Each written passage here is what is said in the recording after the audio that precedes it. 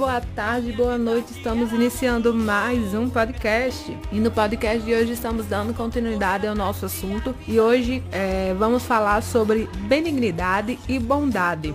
Vamos dizer assim, os bebês irmãos. Mas é uma coisa que está bem ligada uma com a outra. A bondade, a benignidade e a bondade assim é bem ligado, que se torna até um pouco difícil a gente conseguir separar e distinguir um do outro. Por exemplo, uma pessoa que é benigna também é uma pessoa boa. E uma pessoa que é boa é benigna por sua natureza. Tá entendendo assim alguma coisa? Mas é praticamente isso. Mas para vocês entenderem melhor, é assim, as duas características são originadas do amor. Então alguém já até falou assim, a paciência, que estudamos, que vimos no último podcast, digamos que é o amor sofredor. A benignidade é o amor compassivo, aquele amor que tem compaixão, que se compadece. Isso é a benignidade, que vem de dentro para fora, né? Já a bondade é o amor que serve, que ministra, que trabalha. Então, essas duas características são produzidas em nós pelo Espírito Santo e tem muito a ver com as nossas relações com as pessoas. Quando alguém diz, ela é uma pessoa boa, isso está incluindo a ideia de benignidade e generosidade para com as outras pessoas. Então, se alguém reconhece isso, então já está junto. Por exemplo, você é uma pessoa boa, então eu já estou reconhecendo que ela é benigna e bondosa ao mesmo tempo. Com relação a isso, sobre bondade e benignidade, é bem interessante a gente observar crianças pequenas, né?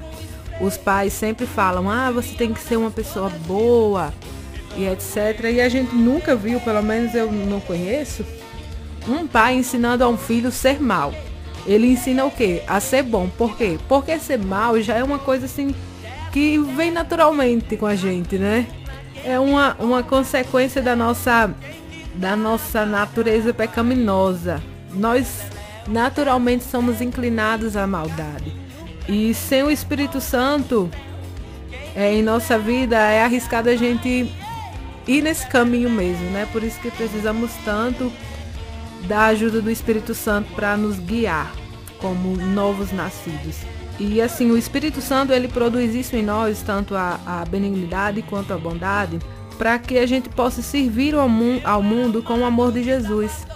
As pessoas estão assim tão carentes de amor de Jesus, de bondade, de benignidade, então eles esperam muito isso da igreja e dos crentes, né, dos cristãos.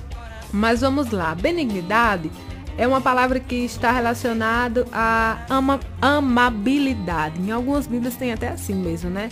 Amabilidade, aquela pessoa amável, que não quer magoar ninguém, que não quer provocar dor, compassiva, amorosa.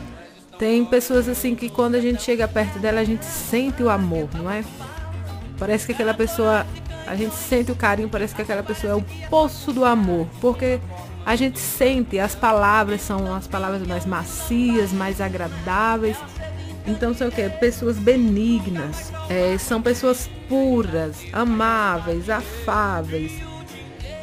Isso faz parte do caráter deles, não é?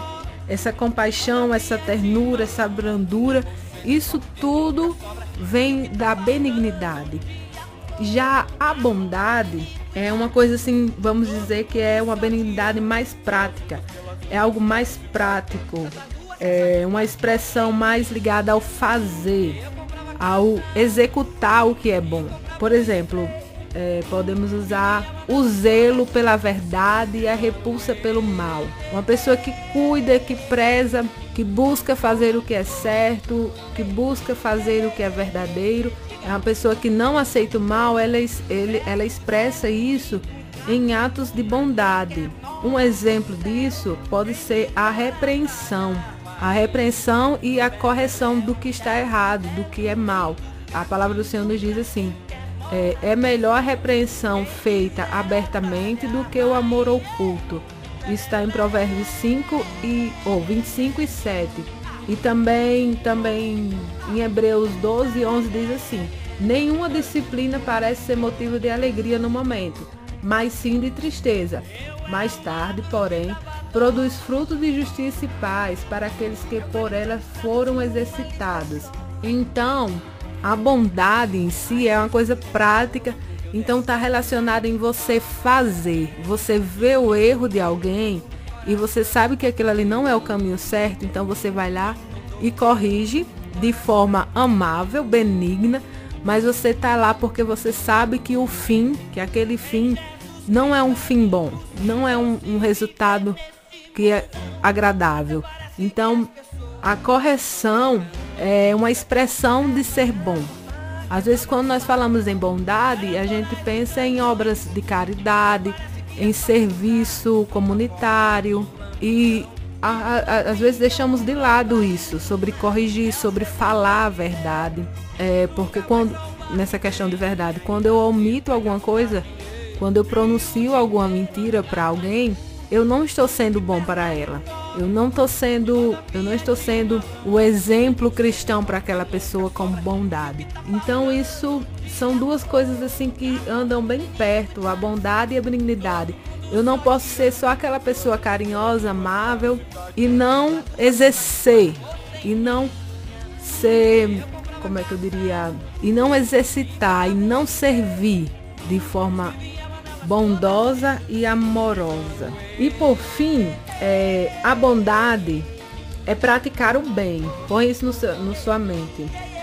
Mas não com a intenção de agradar, tá entendendo? Não é para fazer que os outros, vou agradar os outros, que os outros se sintam felizes, porque às vezes na correção as pessoas saem com raiva.